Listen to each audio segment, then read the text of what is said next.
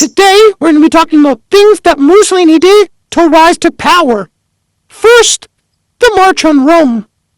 This was a key event in 1922. 22 helped Mussolini rise to power in Italy. It was essentially a mass demonstration by the National Fascist Party, where thousands of fascists marched towards the capital, Rome, to demand that Mussolini be appointed as prime minister. The threat of violence and chaos made the government feel pressured, and so King Victor decided to invite Mussolini to form a government with him. Second, Mussolini was anti-church before becoming pro-church. Church because he saw the Catholic Church as a rival to his authority and a potential threat to his fascist regime. He believed that the church held too much power over the Italian people and could undermine his control. However, Mussolini later became pro-church, especially after realizing that aligning with the Catholic Church could help legitimize his rule and gain broader support among the Italian population. He did many things that helped him gain the church's support, which was crucial in solidifying his power and stabilizing his regime. By becoming pro-church, he was able to tap into vast influence of the Catholic Church over the Italian people, thereby reinforcing its control and diminishing opposition. Number 3. Mussolini sought to establish an Italian empire.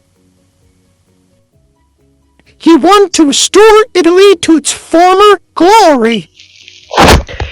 Similar to the Roman Empire, he believed that expanding Italy's territory would enhance national pride and strengthen the economy.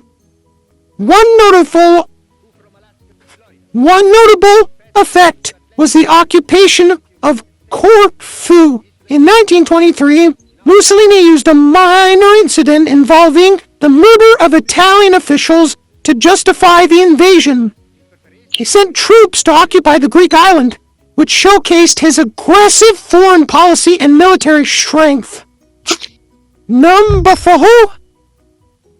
His declaration of war on Britain and France in June 1940 exposed Italian military weakness and was followed by a series of defeats in North and East Africa.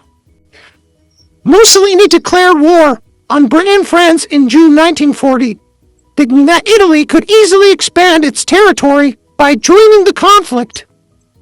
He really underestimated the strength of the Allied forces and overestimated the capabilities of the Italian military, which was actually pretty weak at the time. After the declaration, Italy faced a bunch of defeats in North Africa, where they struggled against British forces. Number 5. Using violence and intimidation. Mussolini did authorize the use of concentration camps and poison gas during the rebellion in Libya. In the 1920s, the rebellion was a response to Italian colony rule, and Mussolini wanted to crush it quickly to maintain control over the territory. But to do this, he implemented harsh measures, and their supporters were detained. The use of poison gas, like what was used in Ethiopia, was part of a brutal strategy to intimidate and suppress the local population.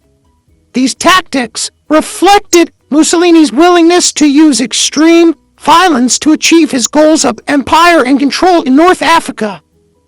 Mussolini was a socialist before 1914, but after the socialists adopted a neutrality stance during World War I, Mussolini opposed it and was expelled from the party. Afterwards, he created his own fascist party, believing that there could only be one leader, and that would be him. Before he became a dictator, he was also a well-known journalist, frequently talked about wanting to unify Italy, as well as the Socialist Party. Quote-unquote, Mussolini was more of an historian revolutionary than an orthodox Marxist. My eighth point is, since Italy was still a young nation and had terrible economic stance, Mussolini's simple promises to their big problems resonated with the people of Italy, and they started calling him El Duce, meaning leader. He also promised to bring Italy's great Roman Empire back to the modern age. Mussolini was the master of propaganda. His headquarters was literally a picture of his head with a background of a bunch of yeses in the Italian language, and he was also always looking to try to get a photo op to reinforce the people of Italy that he was strong and powerful and that he was like one of them. But after the cameras were off, he would obviously go off and do something else. Mussolini had formed an alliance with Hitler before World War II to help each other economically and socially. Mussolini wanted another strong ally that had similar beliefs as him.